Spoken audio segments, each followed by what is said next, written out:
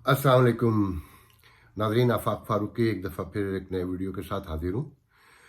आज अभी अभी खबर मिली जो मेरे लिए रियली सरप्राइज नहीं था, एक्सपेक्टेड था कि जंग और जियो के मालिक मीर शकील उर रहमान को नैब ने गिरफ्तार कर लिया है। उन पे जो मुकदमा कायम किया गया है उसके हवाले से मेरे पास कुछ हकायक हैं। ये जब सैफुर रहमान एहतसाब ब्यूरो के चेयरमैन थे और मीर शकील उर रहमान जंग ग्रुप से उनकी लड़ाई थी। सबसे पहले तो मैं sorry to cut you sorry to cut my self कि पहले मैं ये कहूँगा कि ये जो तीसरी दुनिया है ना, इसका मतलब होता है जहाँ कोई तरतीब से निज़ाम हो मगर वो काम ना कर रहा हो, जहाँ इंसाफ ना हो, कानून ना हो और आइन की बालादस्ती ना हो। तो यहाँ जो हुकूमतें तीसरी दुनिया में बनती हैं ना, उनका सबसे पहला काम होता है मीडिया की माइक्रो मैनेजमेंट। अच्छा, जो माइक्रो मैनेजमेंट होती है वो तो हमारे यहाँ हर हुकूमत करती रही है, सबको ही पता है। मगर कुछ हुकूमतें जैसे ज़ियाउल हक की हुकूमत थी, नवाज शरीफ के दौर में भी, ये 90s में जो आखिरी उनकी हुकूमत थी उसमें भी बड़े पैमाने पे हुआ और इस हुकूमत ने तो उसे इंतहा पर पहुंचा दिया है। तो अब मैं आता हूँ उस असली बात पे कि जब एहतसाब ब्यूरो के चेयरमैन सैफुर रहमान और मीर शकील उर रहमान के दरमियान जंग हो रही थी, मैं उस ज़माने मीर शकील उर रहमान को जानता भी नहीं था, मैं उनसे ज़िंदगी में कभी नहीं मिला था। मगर एक सहाफ़ी होने के नाते, एक छोटे से अखबार के मालिक होने के नाते उस वक्त मैंने जंग ग्रुप के जो उनका दुरुस्त वर्जन था उसका साथ दिया।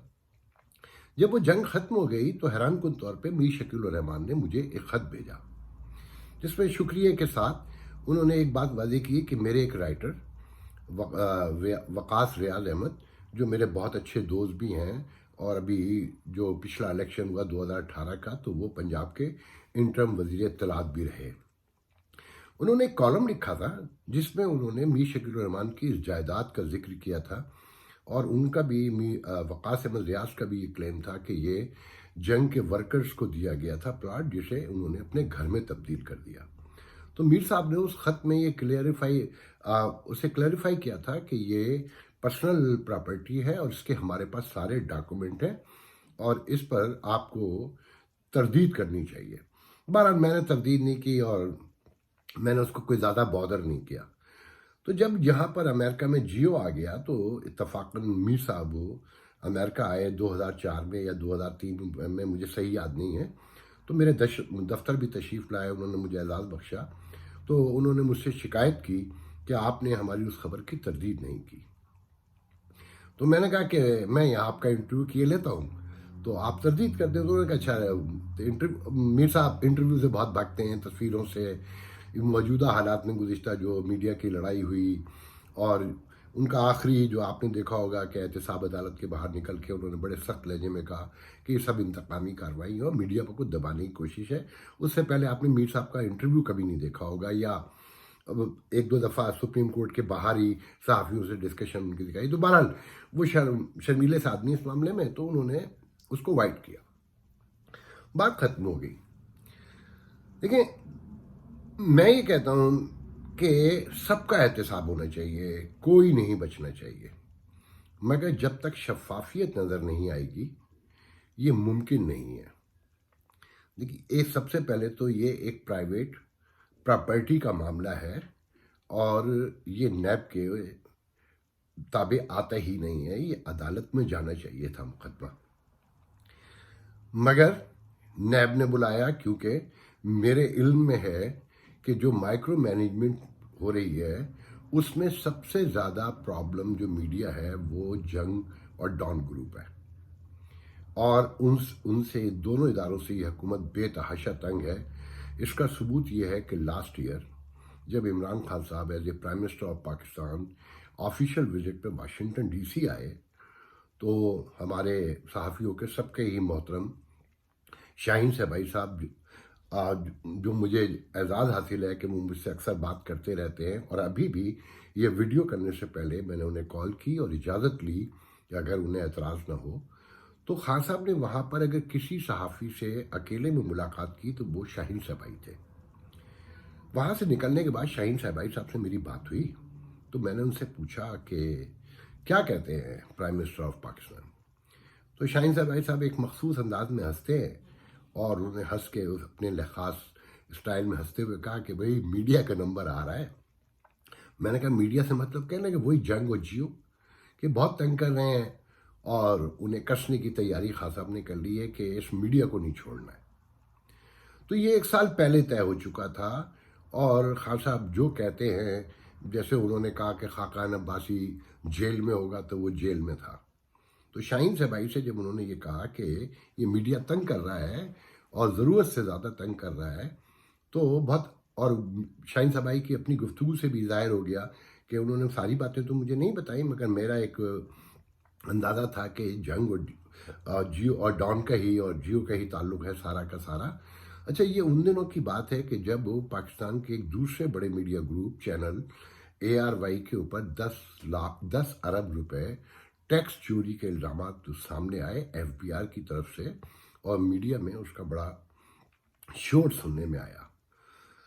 جب یہ شور ہو رہا تھا انہی دنوں میں، ابھی سپٹمبر میں لاسٹ ایئر، خان صاحب جو ہے یونائٹڈ نیشن کے وزٹ پر آئے، جس میں انہوں نے ایک تاریخی تقریر کی کشمیر کے حوالے سے۔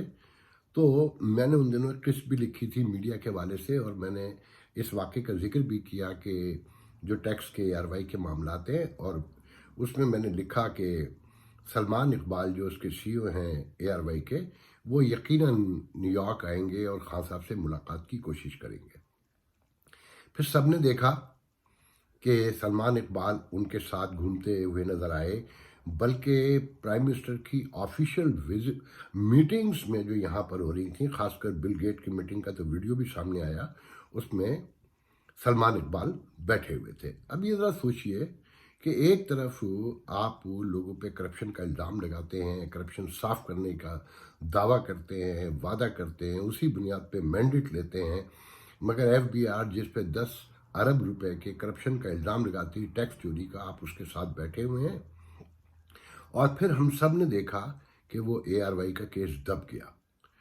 ARY سے میری کوئی پرسنل دشمنی نہیں ہے، میں ان کے بزرگوں کا، خاص کر مرحوم حاجی رزاق صاحب سے میرا ایک خاص تعلق خاطر رہا ہے، اور وہ مجھے بیٹوں کی طرح آخر وقت تک مجھ سے باتیں کرتے رہے، کالیں کرتے رہے، میں انہیں کالیں کیا کرتا تھا، وہ یہاں آتے تھے، مجھے خاص طور سے بلایا کرتے تھے، اور یا حاجی اقبال صاحب بھی مجھے بہت پیار سے۔ بہرحال میرا ایک خاص تعلق ہے، مگر یہاں پر کہنے کا مقصد کہیں یہ نہیں ہے خدا نخواستہ کہ میں کسی ادارے کے خلاف ہوں، کسی کی حمایت میں ہوں۔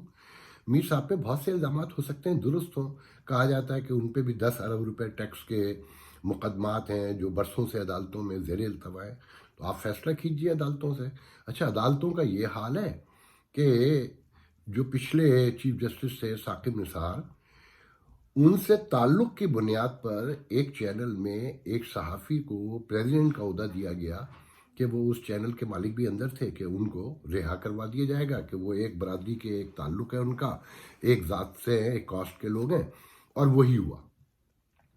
تو یہ ہیں ہماری عدالتیں، اور یہ ہیں نیب۔ اور 1 سال پہلے پرائم منسٹر جب یہ کہتا ہے کہ میں نہیں چھوڑوں گا، اور پھر اس طرح سے سب کچھ سامنے آتا ہے، تو کیا شفافیت نظر آتی ہے؟ اس کو کوئی تصور کر سکتا ہے؟ اچھا، میر صاحب کے بارے میں ایک بات بتا دوں، یہ بھی شاہین صاحب سے ریلیٹڈ ہے، کہ آپ لوگوں کو، بہت سارے لوگوں کو یاد ہوگا کہ ایک خاص وقت میں جب مشرف کے دور میں، جب شاہین صاحب کو مشرف نے بہت تنگ کیا، تو شاہین صاحب اس وقت دی نیوز کے جو جنگ گروپ کا ہی حصہ ہے، اس کے گروپ ایڈیٹر تھے، اور وہ وہاں سے مشرف کے تنگ کرنے پر امریکہ اپنے بچوں کے پاس آ گئے تھے۔ تو میری میر صاحب سے ملاقات ہوئی ایک موقع پر، تو میں نے ان سے پوچھا کہ سر شاہین صاحب وہاں سے آ گئے، آپ نے ان کو کبھی دوبارہ پوچھا بھی نہیں، اور انہوں نے تو کوئی ایسا کام بھی نہیں کیا۔ تو انہوں نے کہا کہ دیکھیں، میں ایک بات آپ سے کہہ رہا ہوں کہ آپ ابھی شاہین صاحب کو فون ملا لیں۔ میں نے یہ بات آج تک شاہین صاحب کو نہیں بتائی، آپ فون ملا لیں اور بات کر لیں میرے سامنے۔ انہوں نے زرداری کی حمایت میں لکھا تو میں نے کبھی نہیں روکا۔ انہوں نے جب زرداری کے خلاف لکھنا شروع کیا تو اس کا پریشر مجھ پہ آیا، مگر میں نے شاہین صاحب کو نہیں روکا۔ جب مشرف کے خلاف لکھنا شروع کیا تو میں نے انہیں نہیں روکا۔ وہ اپنی مرضی سے بغیر ادارے کو بتائے امریکہ آ گئے۔ اچھا، اس میں شاہین صاحب کا اپنا ورژن ہے، میں اس بحث میں جاؤں گا۔ تو ابھی میں نے سنا کہ شہزیب خانزادہ اپنے ٹی وی پروگرام میں حامد میر بھی تھے، سب لوگ تھے وہاں پر، ابھی میں دیکھ کر آ رہا ہوں، تو وہ کہہ رہے تھے کہ ہم پہ بہت دباؤ ہے، اور اس سلسلے میں نیب نے میر شکیل الرحمان کو کئی بار فون بھی کیے، مگر انہوں نے ہمیں کبھی نہیں روکا۔ تو میں اس واقعے سے یہ بتانا چاہتا ہوں کہ میر شکیل الرحمان واقعی کسی کو لکھنے سے نہیں روکا انہوں نے۔ میں ایک دو اور واقعات کا گواہ ہوں کہ حامد میر کے کالم کچھ روکے گئے اور حامد میر بہت ناراض ہوئے، مگر فائنلی حامد میر جیتے، ادارہ نہیں جیتا، اور حامد میر کا کالم دوبارہ بحال ہوا جو حامد میر نے خود بند کیا تھا۔ میں ان واقعات کا عینی شاہد ہوں، میں اس کی ڈیٹیل میں نہیں جاؤں گا۔ تو اب میں ساتھ میں آپ کو ایک بات اور آج بتانا چاہتا ہوں جو میرے علم میں کچھ 3 ماہ سے ہے۔ حامد میر کو جان سے مارنے کی جو کوشش کی گئی، میں اس کی ڈیٹیل سے واقف ہوں، کون لوگ تھے، کیا تھے، مگر لوگوں کی جانوں کے تحفظ کے لیے میں چپ رہوں گا، میرا اپنا خاندان بھی رہتا ہے۔ وہی لوگ جو حامد میر کو مارنا چاہتے تھے اب شہزیب کو مارنا چاہتے ہیں، وہی دہشت گرد لوگ، اور انہی لوگوں نے ٹاسک دیا ہے جنہوں نے حامد میر کا ٹاسک دیا تھا۔ یہ احتساب ہے، یہ شفافیت ہے، معاشرے ایسے بنتے ہیں، معاشرے ایسے ترقی کرتے ہیں، اس میں ایسے امن قائم ہو سکتا ہے۔ اس پہ غور کیجئے گا، میں اس سے زیادہ کچھ نہیں کہنا چاہتا۔ تھینک یو، اللہ حافظ۔